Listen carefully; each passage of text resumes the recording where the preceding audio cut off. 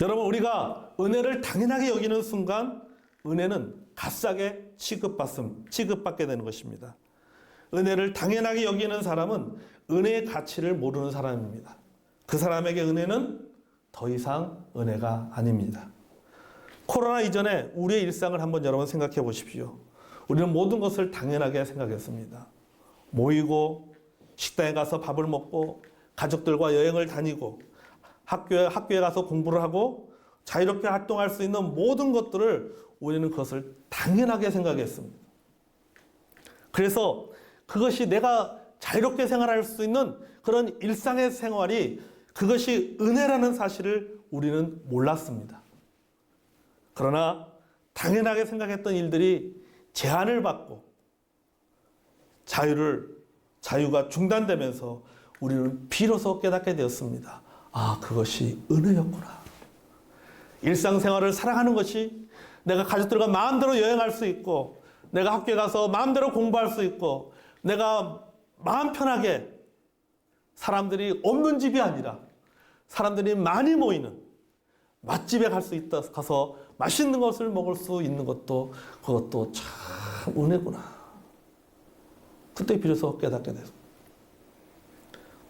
저는 가끔 식당을 가도 요새는요, 맛집을 찾아가는 것이 아니라 사람이 없는 집을 찾아갑니다. 사람 맛이 없더라도 사람들이 없는 곳을 찾아가려고 합니다. 그게 지금 우리가 살아가는 모습입니다. 사람이 많이 모이는 곳에, 유명한 곳에, 맛있는 집에 가서 옆 사람 눈치 보지 않고 밥 먹을 수 있는 것이, 그것이 얼마나 큰 은혜였는가. 우리는 지금 비로소 그것을 깨닫게 됩니다. 여러분, 당연함을 버릴 때 은혜가 비로소 은혜가 되고 은혜에 합당한 삶을 살게 되는 겁니다. 아멘. 오늘 설교의 제목이 은혜의 양날입니다. 은혜는 양날을 가진 검과 같습니다. 어떻게 받아들이고 어떤 태도로 살아가느냐에 따라서 은혜가 복이 될 수도 있고 은혜가 저주가 될 수도 있습니다. 은혜가 생명이 될 수도 있고 사망이 될 수도 있습니다. 선이 될 수도 있고 악이 될 수도 있습니다. 자유가 될 수도 있고, 그 은혜가 잘못 사가면 그 은혜는 자유가 아니라 방종이 될 수도 있습니다. 은혜가 저주가 되었던 사람이 있습니다. 바로 구약의 유다왕 히스기야입니다. 여러분 알다시피 히스기야는 자신이 죽을 병에 걸리자 하나님 앞에 기도했습니다. 하나님, 저를 좀 살려주십시오. 저에게 제 생명을 좀 연장해달라고 그는 하나님 앞에 간절하게 기도했습니다. 그래서 하나님께서 히스기야 왕의 생명을 몇 년? 15년 더 연장해 주었습니다.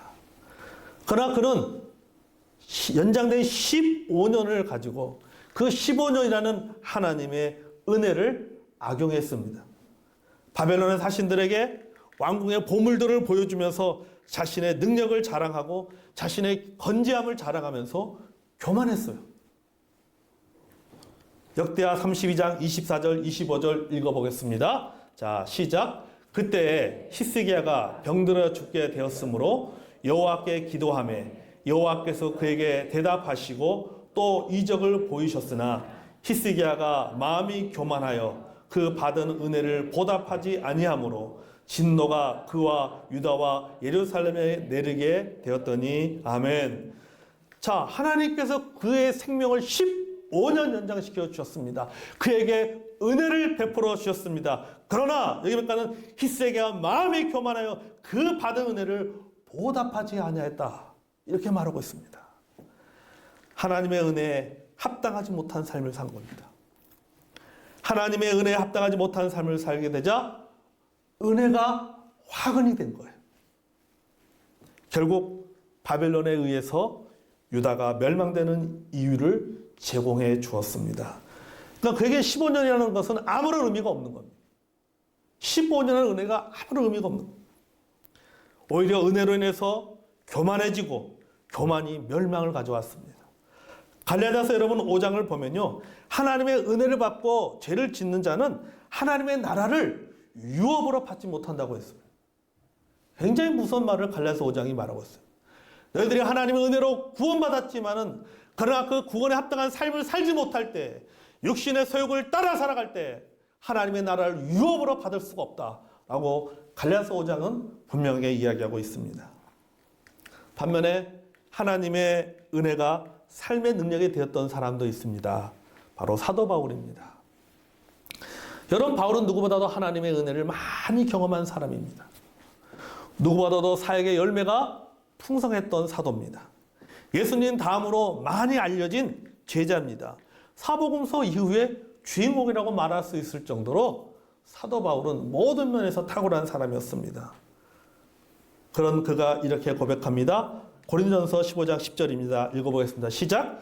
그러나 내가 나된 것은 하나님의 은혜로 된 것이니 내게 주신 그 은혜가 헛되지 아니하여 내가 모든 사도보다 더 많이 수고하였으나 내가 한 것이 아니오 오직 나와 함께 하신 하나님의 은혜로다. 아멘.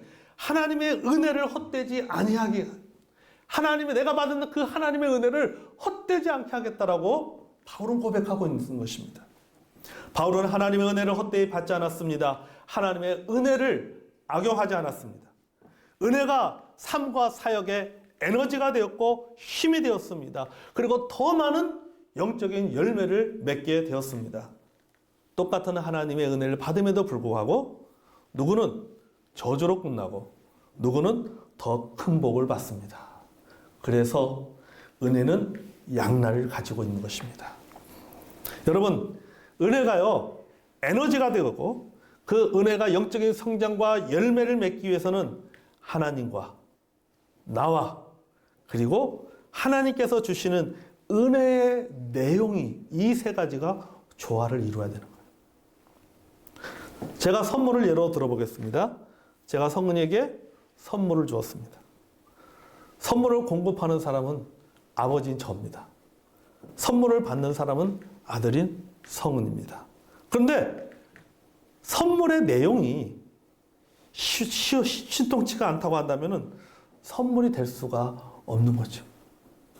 굉장히 하찮은 것, 어디 길거리에 지나가다가 누가 재활용한다고 재활용으로 쓰라고 버려놓은 것, 이런 거 주워다가 성은이한테 야 성은아 이거 아빠가 너한테 준 선물이야 받아 하고 주면 그거는 선물이 될 수가 없습니다. 아무리 아버지와 아들의 관계가 좋아도 그 주는 선물 자체가 신통치 않으면 그건 선물이 될 수가 없는 거죠. 또한 아무리 좋은 선물을 할지라도 받는 사람이 이것을 가지고 악용하면 선물의 가치나 목적은 상실됩니다. 제가 성은이한테 성은아 오늘은 점심때 맛있는 거 사 먹어 하고 카드를 딱 줬는데 그 카드를 가지고 1억짜리 스포츠카를 샀어요. 그럼 뭡니까? 사실은 선물의 가치가, 그렇죠. 한 대 때려야죠. 선물의 가치를 상실하고 마는 거죠. 자, 여러분, 이처럼 선물이 가치 있는 선물이 되기 위해서는 아버지와 아들과 선물의 내용이 좋아야 되지. 여러분, 은혜가 복이 되기 위해서는 은혜를 베푸는 공급자와 은혜를 받는 수요자와 은혜의 내용, 즉 이 세 가지가 서로 조화를 이루어야 되는 거예요. 그럴 때 비로소 은혜가 빛을 발하고 열매를 맺는 것입니다. 여러분, 하나님은 우리에게 은혜의 선물을 주셨습니다. 아멘. 우리는 하나님이 주신 은혜의 선물을 받았습니다. 그 은혜의 내용물이 뭐예요? 예수님의 십자가의 죽음과 부활을 통한 제사함과 영생입니다. 아멘. 자, 우리에게 베푸신 하나님은 문제가 없습니다. 은혜의 선물인 제사함과 영생에도 문제가 없습니다. 로마서 6장 22절 23절 읽어보겠습니다. 시작. 그러나 이제는 너희가 죄로부터 해방되고 하나님께 종이 되어 거룩함에 이르는 열매를 맺었으니 그 마지막은 영생이라. 죄의 삭은 사망이요 하나님의 은사는 그리스도 예수 우리 주 안에 있는 영생이니라. 아멘. 자, 여기 보십시오. 하나님께서 우리에게 영생을, 죄사함을 선물로 주셨습니다. 주신 하나님도 문제가 없고 하나님께 주신 은혜의 내용도 문제가 없어요. 그런데 문제는 은혜의 선물을 받는 우리가 문제. 우리가 문제라고 하는 거죠. 여러분, 여러분의 자녀들과 주로 다투는 문제가 무엇입니까? 핸드폰. 그죠? 아이들 어렸을 때 보면 핸드폰, 또 컴퓨터, 게임. 이게 주로 부모와 자녀들이 다투는 문제입니다. 부모가 자녀에게 핸드폰을 사주고 컴퓨터를 구입해 줄 때는 너 이거 가지고 게임에 푹 빠져 라고 사준 것이 아니에요. 약간 믿지 못하는 구석이 있지만, 그죠? 그럼에도 불구하고 하도 사달라고 하니까, 사주면 공부 열심히 하겠다고 얘기하고, 이거 사주면은 제가 컴퓨터, 스마트든 컴퓨터든 게임은 제가 하루에 1시간 반 하겠습니다. 라고 이야기를 하게 해서 선한 목적을 가지고, 선한 동기를 가지고 컴퓨터를 사주고 스마트폰을 사줬습니다. 그 약속 지키고 있나요?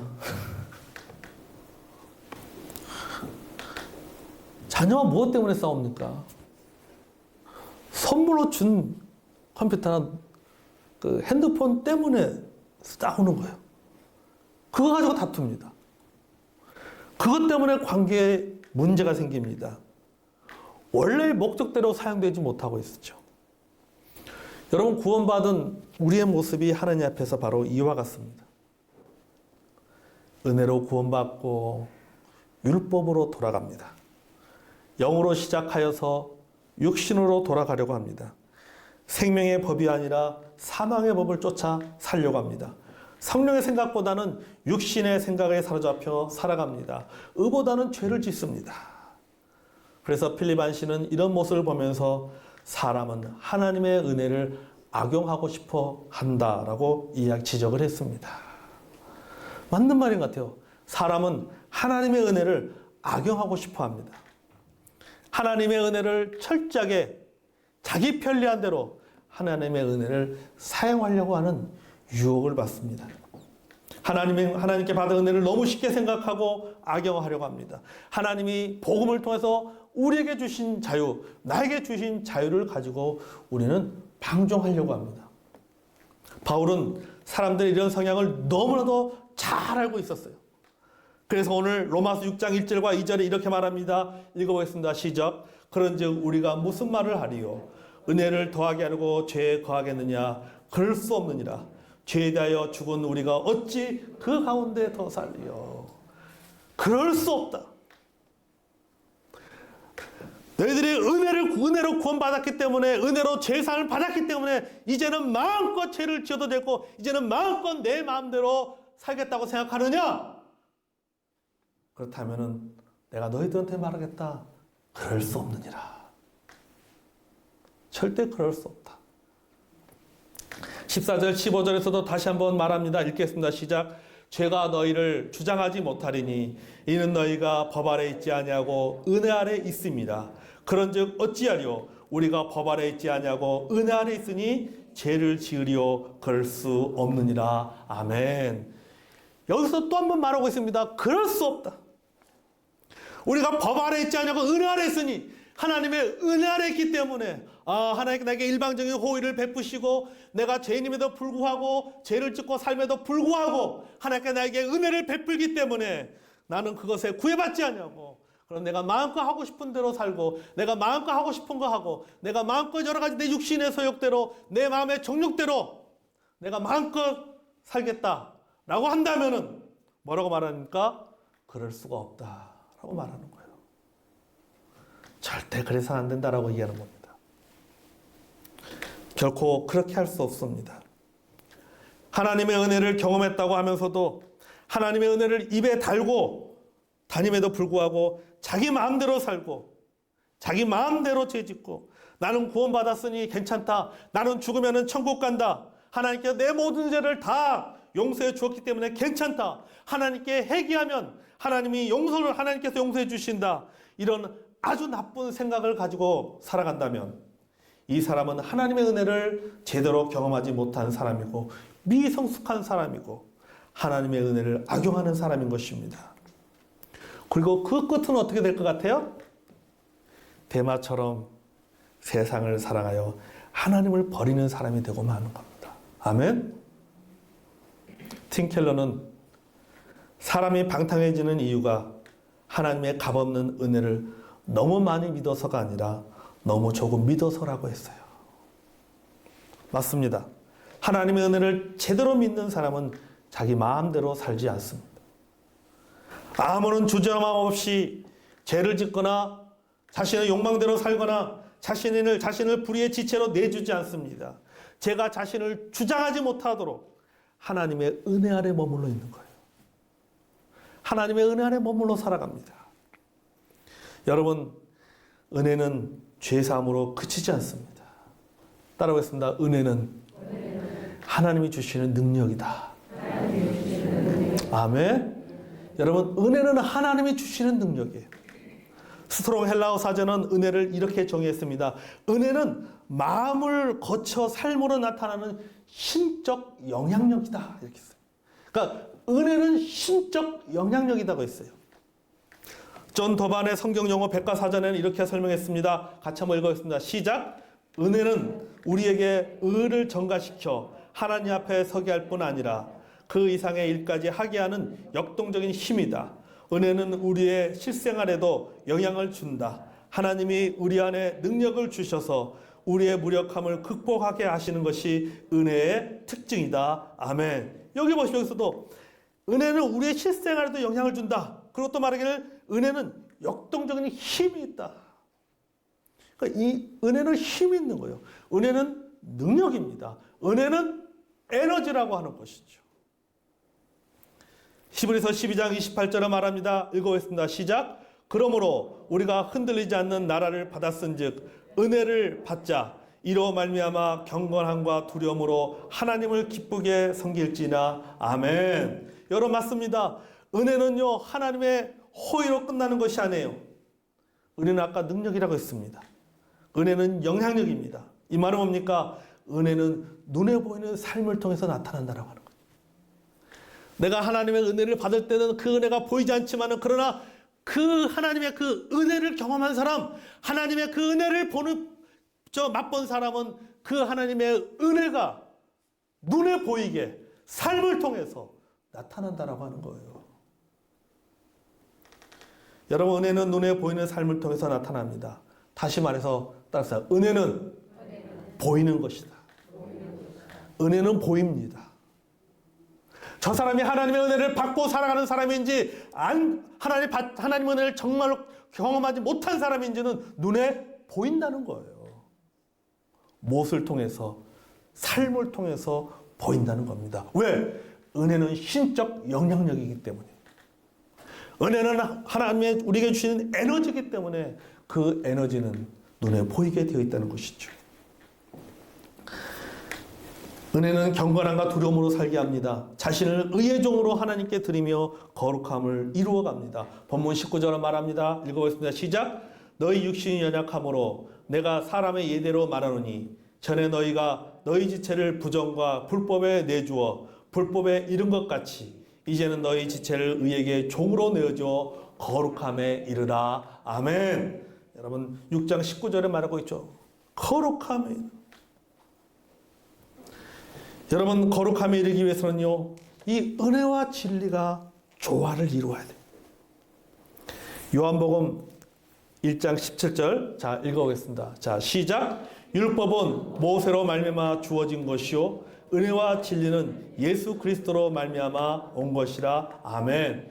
자 여러분 여기 두 개의 단어가 나옵니다. 그것은 뭡니까? 은혜와 진리입니다. 두 개의 단어입니다. 은혜와 진리. 그런데 이 문법에 보면은 이것이 복수가 아니라 단수로 쓰이고 있어요. 이 말은 뭐냐면요. 은혜와 진리는 각각 있는 것이라 은혜와 진리는 하나라고 하는 거죠. 마치 동전의 양면과 같은 것이. 은혜만 존재하고 진리가 없고 진리만 존재하고 은혜는 없는 이게 아니라 동전의 양면과 같이 은혜와 진리는 각각의 단어가 아니라 은혜와 진리는 복수가 아니라 은혜의 진리는 단수라고 하는 거죠. 은혜의 진리는 뭐예요? 하나라고 하는 거. 여러분, 이 두 가지가 분리가 되면요, 문제가 발생합니다. 은혜를 추구하다 보면 진리를 버리게 됩니다. 진리를 추구하다 보면은 은혜를 버리게 됩니다. 그러니까 은혜와 진리는 분리될 수가 없는 겁니다. 아멘. 마치 우리 몸의 DNA 구조와 똑같은 겁니다. 여러분, 그림 넘겨주세요. 여러분, DNA는요, 이중 나선형 구조로 되어 있습니다. 마치 두 가닥이 꼬여 나선형으로 연합되어 있잖아요. 서로 결합해서 보완해주는 구조입니다. 하나님께서 우리에게 주신 영적 DNA도 마찬가지라는 것이요. 하나는 은혜요, 하나는 진리. 이게 서로 뭡니까? 서로 꼬아져 있는 거죠. 이게 서로 꼬아져서 하나가 되는 거죠. 이게 하나님께서 우리에게 주신 영적인 DNA입니다. 이 말은 뭐냐면요, 은혜를 경험하면 진리를 행하게 되어 있다는 거죠. 진리는 우리를 하나님의 은혜 아래서 더 자라가게 하는 거죠. 내가 하나님의 은혜를 경험하게 되면 내가 진리대로 살려고 노력한다고 하는 거죠. 진리의 말씀대로 행하기 위해서 노력한다고 하는 겁니다. 진리의 말씀대로 행한다는 것입니다. 그렇게 행함을 통해서 나는 뭐 하게 되는 거예요? 내 안에 하나님의 은혜 아래서 난 더 자라가는 거예요. 더 성장하게 되는 거예요. 이것이 바로 뭡니까? 은혜와 진리가 함께 가는 거죠. 그런데 반대로 은혜와 진리를 딱딱 떨어져 생각하고 하나님의 은혜만을 생각하고 진리를 무시하고 마치 하나님의 그 은혜를 만능처럼 생각하면서 살아간다면 그 사람은 진정으로 하나님의 은혜를 알지 못하는 사람. 반대로 은혜를 버리고 진리만을 쫓아가고 진리만을 추정하며 살아간다면 이 사람은 율법주의자인 거예요. 바리새인에 불과한 거예요. 은혜와 진리는 같이 가는 거. 베드로후서 3장 18절은 말합니다. 읽어보겠습니다. 시작. 오직 우리 주 곧 구주 예수 그리스도의 은혜와 그를 아는 지식에서 자라가라. 영광이 이제와 영원한 날까지 그에게 있을지어다. 아멘. 예수 그리스도의 은혜와 그를 아는 지식에서 뭐하라고? 자라가라고 했죠. 여러분요, 자라가야 됩니다.